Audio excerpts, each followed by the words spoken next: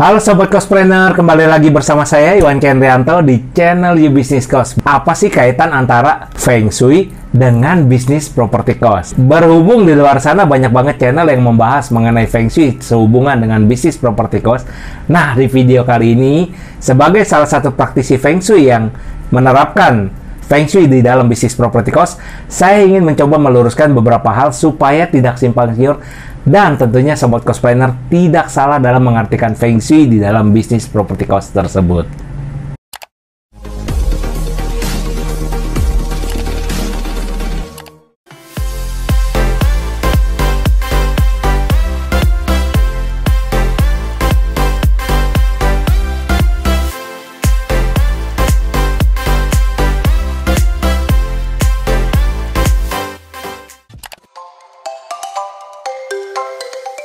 Halo Sobat Cospreneur, kembali lagi bersama saya Iwan Kendrianto di channel You Business Cost. Buat Anda yang baru saja menonton channel ini, jangan lupa subscribe channel ini karena bisa membantu perkembangan dari channel ini. Sebelumnya saya ucapkan Kongsi Fat Chai bagi Anda yang merayakan hari tahun baru raya Imlek. Nah, di video kali ini adalah sebuah video yang cukup spesial banget karena menyambut edisi Imlek. Nah, saya akan mencoba membahas mengenai apa sih kaitan antara Feng Shui dengan bisnis properti cost. Berhubung di luar sana banyak banget channel yang membahas mengenai Feng Shui sehubungan dengan bisnis properti cost. Nah, di video kali ini, sebagai salah satu praktisi Feng Shui yang menerapkan Feng Shui di dalam bisnis properti cost, saya ingin mencoba meluruskan beberapa hal supaya tidak simpang siur dan tentunya Sobat Cospreneur tidak salah dalam mengartikan Feng Shui di dalam bisnis properti cost tersebut. Feng Shui bukanlah ilmu magic ataupun ilmu hitam seperti yang mungkin Sobat Cospreneur pikirkan, tetapi melainkan Feng Shui merupakan sebuah ilmu arsitektur dari Cina kuno yang banyak digunakan ketika di masa kerajaan Cina dulu. Feng Shui itu sendiri berasal dari bahasa Mandarin yang terdiri dari dua kosakata, yaitu Feng yang berarti udara atau angin, Shui yang berarti adalah air. Feng Shui adalah seni dan ilmu yang diwariskan secara turun-menurun kepada masyarakat Cina kuno. Nah, kebetulan nih, di abad zaman sekarang, hanya sedikit orang yang benar-benar memahami ilmu Feng Shui ini. Padahal ilmu Feng Shui ini, kalau kita terapkan dengan baik, maka bisa membuat kita menjadi memiliki penghasilan yang banyak, kesehatan yang berlimpah, dan tentunya keharmonisan dalam rumah tangga. Selain itu, Feng Shui ini banyak sekali saat ini digunakan oleh orang-orang kaya di luar sana untuk menata tata ruang maupun bangunan.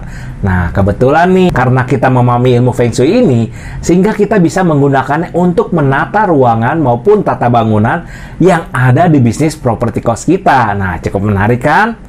Jadi kalau kita kaitkan Feng Shui ini terhadap bisnis properti cost, yaitu ilmu untuk menata bangunan dan tata ruang sehubungan dengan ruang lingkup yang ada di sekitar lingkungan tersebut. Dan melalui video ini juga, saya ingin mencoba untuk meluruskan beberapa kepercayaan yang ada di luar sana. Seperti, satu, ada yang bilang nih, katanya, kalau beli properti itu, gedungnya itu harus ngantong, harus lebar di belakang, ya kan? Tentunya Anda juga sudah sering mendengar kalimat ini, bukan? Nah, yang kedua, jangan deh beli properti yang tusuk sate. Nah, yang ketiga adalah tangga itu jumlahnya harus 17, nggak boleh lebih dan nggak boleh kurang, katanya seperti itu. Yang terakhir, yang keempat adalah dapur itu harus lebih tinggi dari ruang tamu, katanya. Nah, saya di sini sebagai praktisi, bukan sebagai seorang pakar Feng Shui yang memang sudah ahli dalam menggunakan Feng Shui, tetapi saya sebagai praktisi yang belajar ilmu Feng Shui ini dan mempraktikannya kepada bisnis properti cost saya. Kepercayaan yang pertama adalah, kenapa sih gedung itu harus ngantong propertinya belakangnya lebar? Nah, padahal secara ilmu Feng Shui, justru properti itu harus berbentuknya kotak, bukan ngantong. Nah, bingung kan?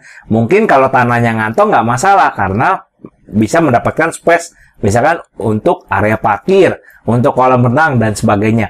Tapi secara Feng Shui, bentuk dari gedung tersebut bukanlah ngantong, melainkan harus berbentuk kotak.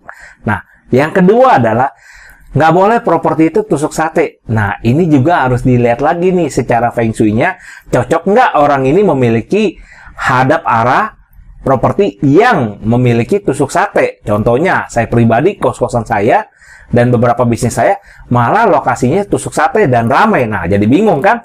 Padahal katanya kalau tusuk sate itu beresiko. Ternyata kalau dalam bisnis malah justru bagus kalau feng shui-nya cocok. Karena bisa dilihat secara pemasaran dari segala sudut pandang.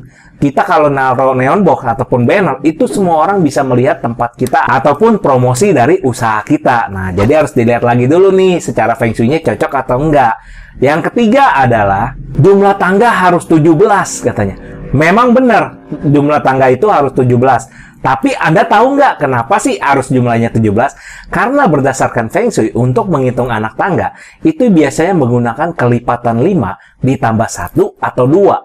Sehingga 17 itu adalah kelipatan 5 dikali 3 ditambah dengan 2. Nah, biasanya misalkan tinggi plafon Anda ternyata tinggi nih lantai satunya.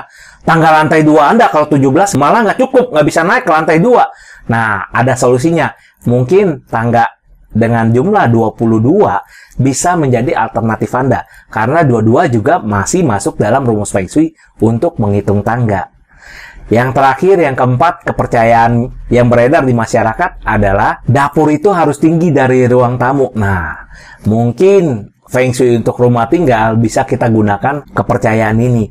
Tapi kalau kita di bisnis properti kos, sobat cospreneur, biasanya ruang tamu bisa jadi di lantai 1, malah dapurnya ada di lantai 2. Bisa jadi juga malah dapurnya ada di belakang lebih tinggi dari ruang tamu. Nah, jadi sebenarnya kita juga nggak bisa nih memaksakan bahwa, wah, dapur ini harus seperti ini, ruang tamu harus begini. Enggak. Tapi ini akan dilihat, kalau di Feng Shui itu kita akan melihat hal ini di dalam ilmu Flying Star. Sehingga ditambah dengan Kua, maka apakah penempatan tersebut cocok dengan elemen ataupun diri kita jika kita menaruh dapur maupun ruang tamu tersebut di area tersebut.